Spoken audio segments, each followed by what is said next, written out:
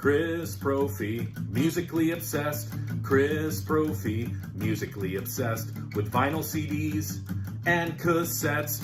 Chris Prophy, musically obsessed. Oh yeah! Greetings from Poughkeepsie. So the other day I did a video on rediscovering the album Brave New World. So today I'm doing a video on rediscovering Dance of Death. Now, if you're interested in watching that other video for Brave New World, I'll link it below. So this was the album that followed Brave New World. And of course, Brave New World was Bruce's return. And the album was a killer return to form for them. So how do you follow that?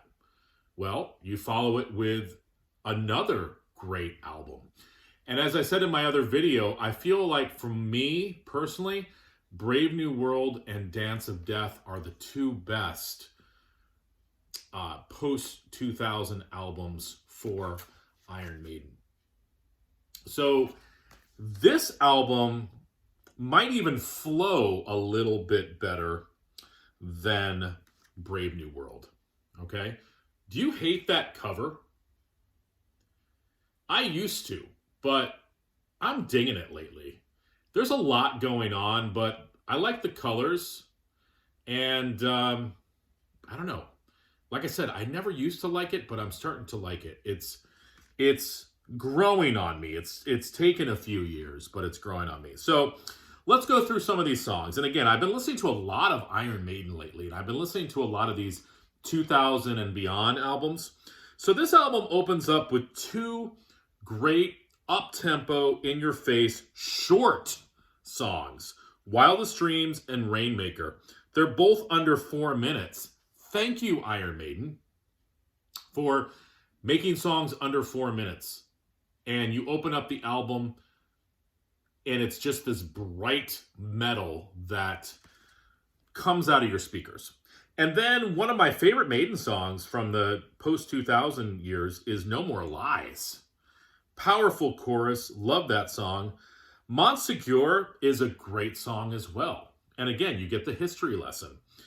The chorus is a little busy, but I still really dig that tune. And then you get the title track, Dance of Death. I'm just making sure I remember who wrote this. Okay, this was Yannick Gers. I really like the title track. Yannick Gers has an interesting way of writing, and I almost feel like he's trying to make Steve happy, but also incorporating his own ideas. And you get that with a lot of his writing. And Dance of Death, no exception. Great, great song.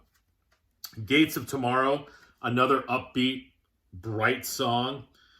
Now, this is where it gets interesting. There's a song on here called New Frontier, written by Nico McBrain. And he's got other co-writers here who co-wrote with him. Adrian and Bruce co-wrote the song with him. But very different sounding song, and I feel like the difference comes in the chorus. There's some sort of chord progression that Maiden doesn't usually do, and it's in that song. So I would like to think, thanks to Nico. I'm wondering, though, how he wrote the song as a drummer. I mean, maybe he can play guitar, maybe he can play another instrument, I'm not sure. Maybe he hummed the melody to the guys. I would love to know the history behind that song. Passchendaele. Wow. The epic song on the album. Rolling drums.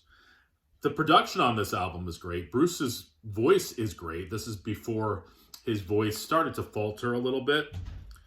Face in the Sand, that's probably the one song that I'm not too sure about still. I feel like it doesn't go anywhere. There's an interesting mid-break, but the song kind of stays within that zone. It's not a bad song, but probably my least favorite on the album. Age of Innocence. This has a poppy chorus to it. And if you haven't listened to the song in a while, I would definitely check it out. It's a Dave Murray composition, Age of Innocence. Check that chorus out. And it ends with an acoustic number, Journeyman, which I feel is a fitting way to end this album. So I think this is as strong as Brave New World. Like I said, it flows a little bit better than Brave New World. After this would be the album A Matter of Life and Death. That's a very good album as well, but as I said in my last video, that's where they started to lose me a bit. The songs started to meander more. There was more of these long intros. I felt like the production on that album wasn't as good as these first couple. Started to get a little muddy. You started to hear a little bit of Bruce's voice starting to falter a little bit. I mean, the guy's getting older, you know? He had throat cancer. He's been singing since the days of Samson, but still sounds great. I mean, I can't knock Maiden on that album. Just for me, these first two, since Bruce came back, are my favorite. What are your guys' thoughts? Iron Maiden, Dance of Death.